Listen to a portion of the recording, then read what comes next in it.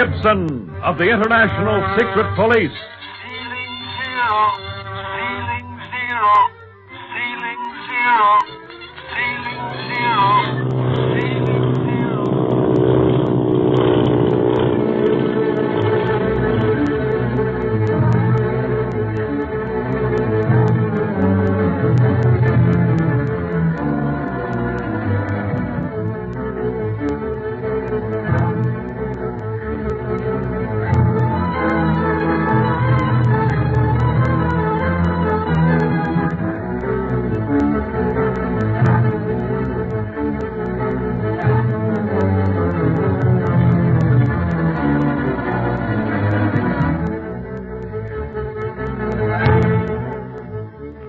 Speed, Clint, and Barney, after effecting the arrest of the smugglers aboard the flower boat and swearing in a new member of the secret police, Bob Gilmore, are flying back to Hong Kong, hoping to find some trace of the missing Marcia Winfield.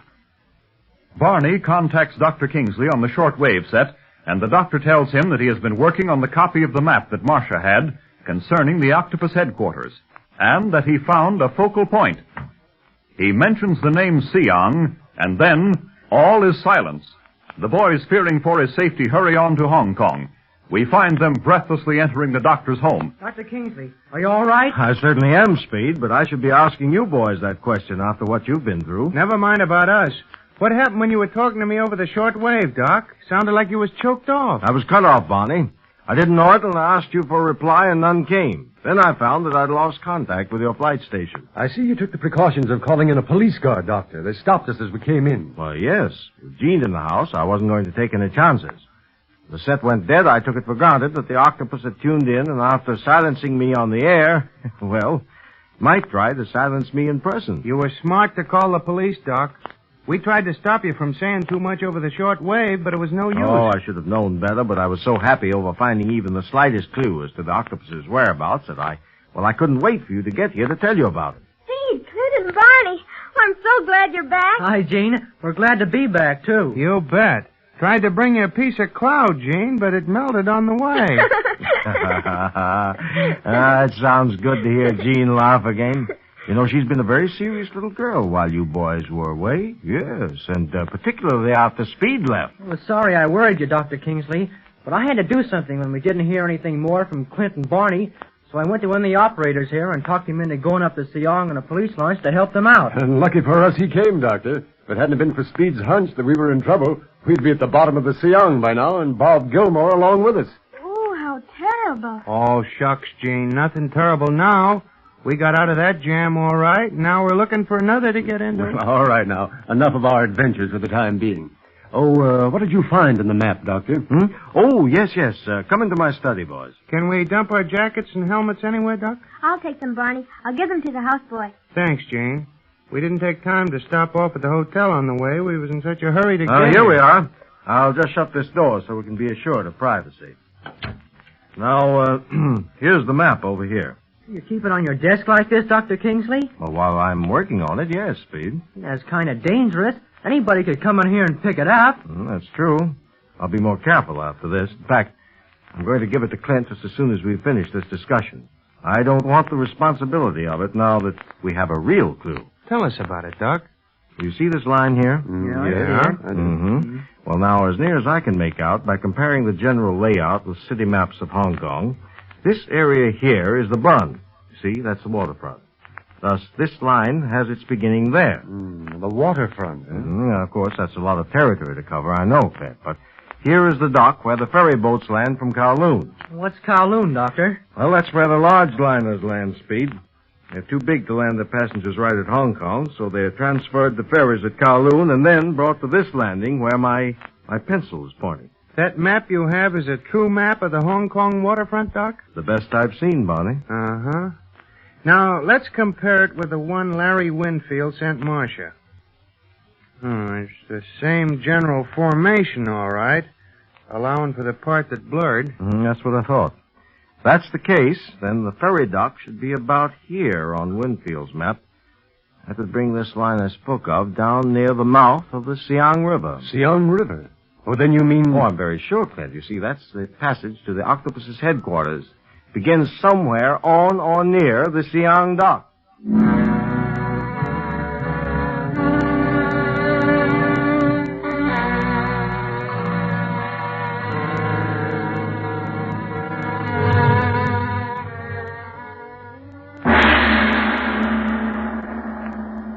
Wu.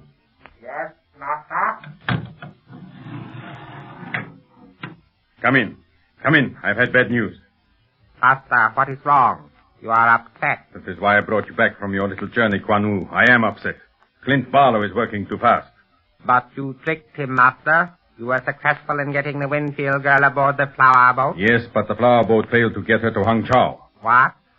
How so? Barlow and Dunlap flew after it and stopped it, after eluding one of my pursuit planes and searched it. Hop Toy, the captain, had orders to get rid of the girl and the opium, should such an emergency arise. He did so by taking it over the side while Barlow was searching below. Then they trapped Barlow, Dunlap, and a new enemy, Bob Gilmore.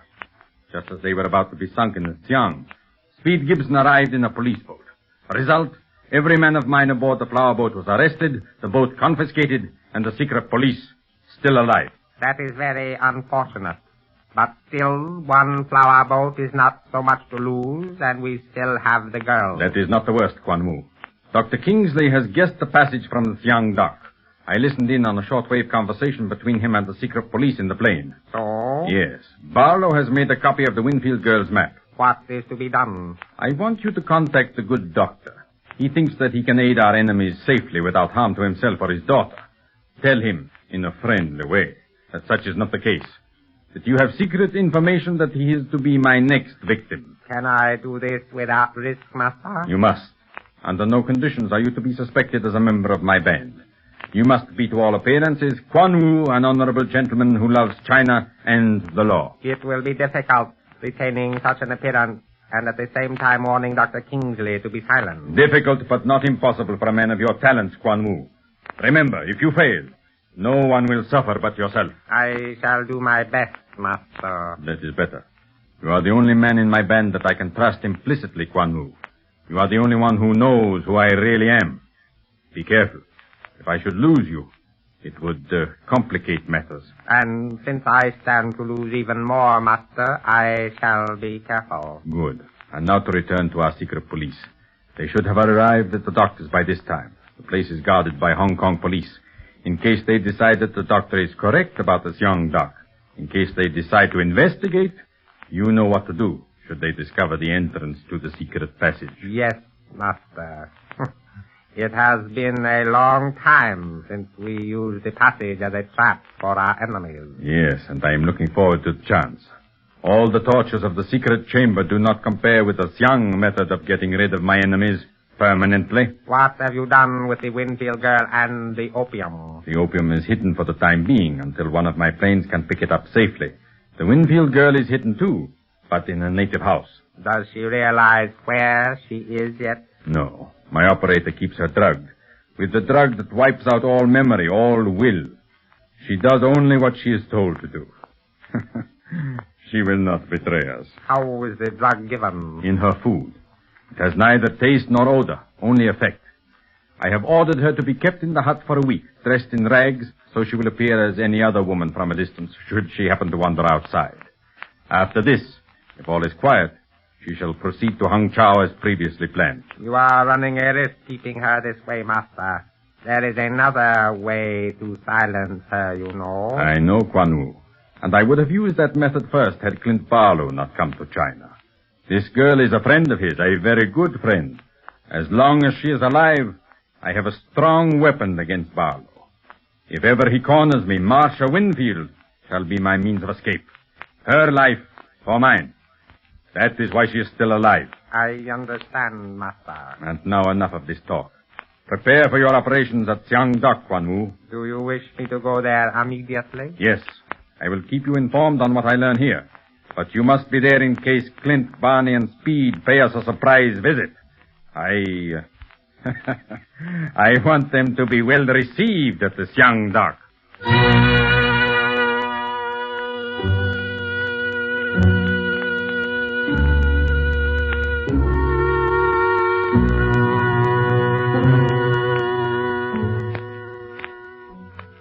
This is a hot lead, Doc. And something like this might trip up the octopus.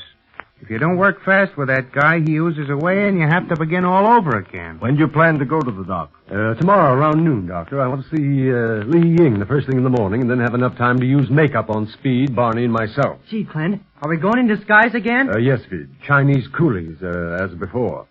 Looking for the secret entrance to this passage isn't going to be easy, particularly since the octopus knows that we're suspicious of the location. We'll have to take plenty of time looking, pretending to be busy with something else all the time. Can I come along, Clint? Oh, no, Jean. The waterfront is no place for little girls. Well, I should think not. Why, don't you know better than to ask such a thing, Jean? Well, Speed's going, Daddy. Well, Speed's a member of the secret police, honey. And handy with his fist, too, Gene. He can fight his way out of trouble. You think you could? Well, I guess maybe not. But I could stay out of trouble in the first place.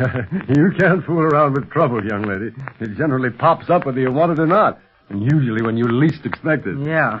You stay home, Gene, and I'll tell you everything that happened when we come back. Oh, Jean? All right, Daddy. I won't say any more about it. I don't think we will either, Gene.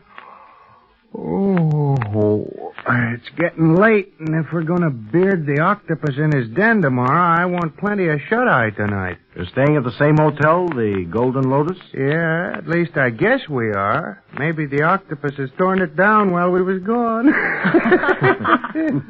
Shall I meet you boys at the dock tomorrow? Well, you better not, Doctor, since we want to attract as little attention as possible. In makeup and Chinese clothes, we can browse around in places where you would be noticed. That's right, Doc. Leave the pioneering to us. Then we'll let you know the minute we find anything. Yes, we might not only need your help, but that of the Hong Kong police as well. You think you may run into another trap? Well, the octopus is certainly going to be on the lookout for us, that's sure.